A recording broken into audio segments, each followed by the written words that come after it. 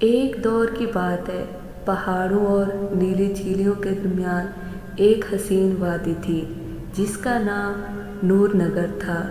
اس سلطنت پر ایک نیک دل بادشاہ فرید حکومت کرتا تھا۔ اس کی ایک ملکہ نرم دل اور دعا گو خاتون تھی۔ اللہ نے انہیں جڑواں بیٹیوں سے نوازا۔ دونوں بچیاں چاند کی طرح روشن اور پھولوں کی طرح نازک تھیں۔ بادشاہ بہت خوش تھا۔ اسی خوشی میں بادشاہ نے گھر میں ایک پارٹی رکھی اور سب مہمانوں کو بلایا اور اپنی بیٹیوں کا نام رکھا۔ ایک کا نام نور، دوسری کا نام زرینہ تھا۔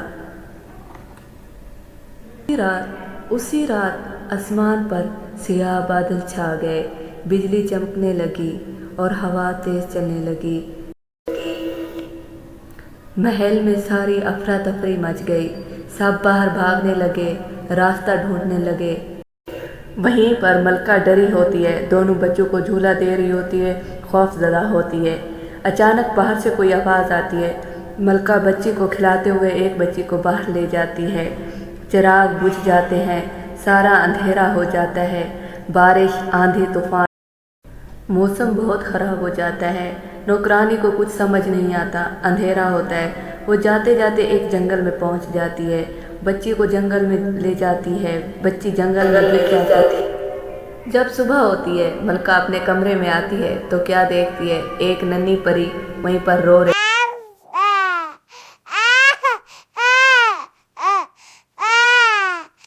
جب ملکہ دیکھتی ہے، زور زور سے رونے لگتی ہے کہ میری ایک شہزادی کہاں گئی ہے۔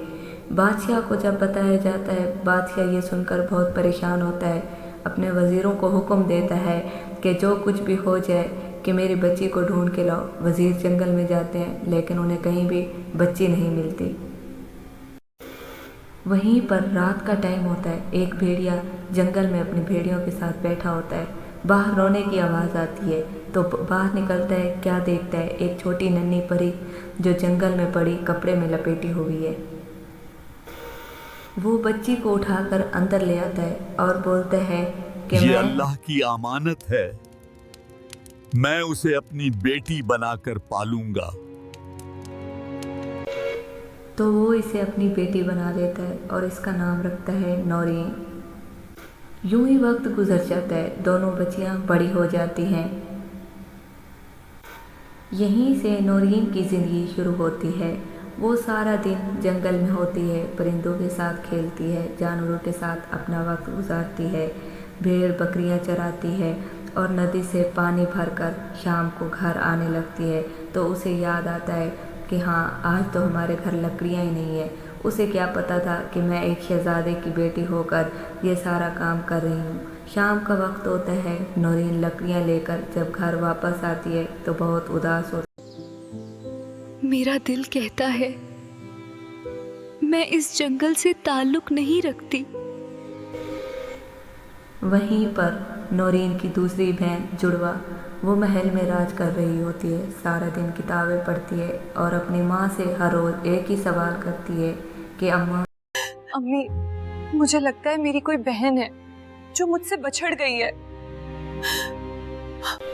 ماں ہر روز یہ بات سن کر ٹال دیتی ہے۔ ایک دن نور بی بی جنگل میں سحر کو نکلتی ہے اپنے ساتھیوں کو ساتھ لے کر۔ جب وہ جنگل میں جاتی ہے تو اچانک وہیں پر شیر کی آواز سنتی ہے۔ اس کی ساتھیاں یہ دیکھ کر شیر کو ڈر جاتی ہیں اور وہ وہاں سے بھاگ جاتی ہے۔ نور بی بی اکیلی وہیں رہ جاتی ہے۔ وہیں پر نورین لکڑیاں کاٹ رہی ہوتی ہے اور اچانک اسے شیر کی آواز سنائی دیتی ہے۔ نورین بھاگ کر جاتی ہے نور کے پاس اور شیر کو بولتی ہے کہ تم مہارانی کو ہاتھ نہیں لگاؤ گے، دفع ہو جاؤ یہاں سے۔ شیر اس کی بہادری دیکھ کر وہاں سے بھاگ جاتا ہے۔ نور وہیں پر بے ہوش ہو جاتی ہے۔ نورین اس کے اوپر پانی کے چھینٹے مارتی ہے اور اسے پانی پلاتی ہے۔ نور جب ہوش میں آتی ہے تو کیا دیکھتی ہے کہ اس کے ہاتھ کے اوپر بھی وہی نشان ہوتا ہے جو بچپن میں اس کے ہاتھ پر تھا۔ ان دونوں کا راز وہیں پر کھل جاتا ہے۔ نور نورین کو لے کر وہیں آ جاتی ہے محل میں۔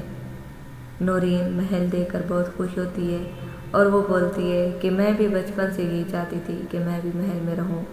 नूर अपनी माँ बाप को बुलाती है और माँ बाप देखकर ये मेरी खोई हुई बेटी है।